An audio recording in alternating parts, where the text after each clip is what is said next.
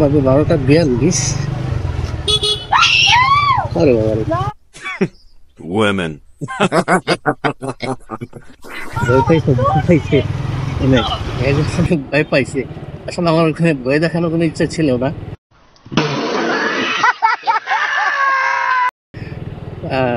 রাস্তার মাঝখানে চলে আসছিল তো আমি একটু হর্ন দিলাম। যাই হোক ছোট্ট সাহস।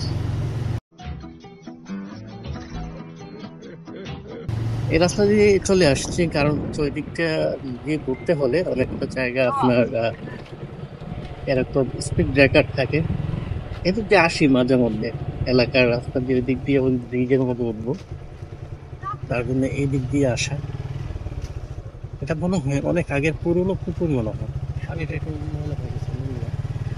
তো দিক দিয়ে বেশি একটা আসি না, ওই রাস্তা দিয়ে যাই। কিন্তু ওই দিকে মানে রাস্তার মধ্যে যে আপনি স্পিড ব্রেকার যেগুলো এগুলো অনেক উঁচু করে দেওয়া, এগুলো অনেক উঁচু করে দেয়া, এই জন্য এদিক দিয়ে আসা।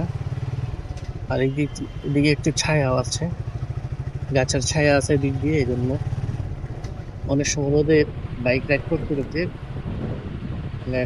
পিঠ গরম হয়ে যায়। আমাদের যখন ব্যাগের মধ্যে 20 মিনিট থেকে বা 15 মিনিট দাঁড়ায় থাকা লাগে তখন এমনি পুরো শরীর গরম হয়ে যায়।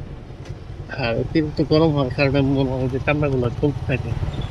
রেল ক্রসিং আছে কিন্তু এদিক দিয়ে রেল আসে না এখন আর।